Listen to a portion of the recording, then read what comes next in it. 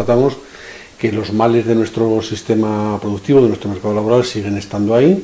Tenemos un problema serio de paro en la mujer, un diferencial importante con los hombres. Los jóvenes siguen siendo los paganos de la crisis, y observamos que hay, pues ha habido más de 40.000 contratos, 40.000 contratos con un incremento de 1.000 y pico, o con una bajada de 1.000 y pico de personas inscritas en el desempleo. Eso quiere decir que hay pues 38.000, 39.000 despidos, o sea, 39.000 personas, 40.000 personas que están rotando permanentemente entre lo que es el desempleo y el empleo en precario, ¿no?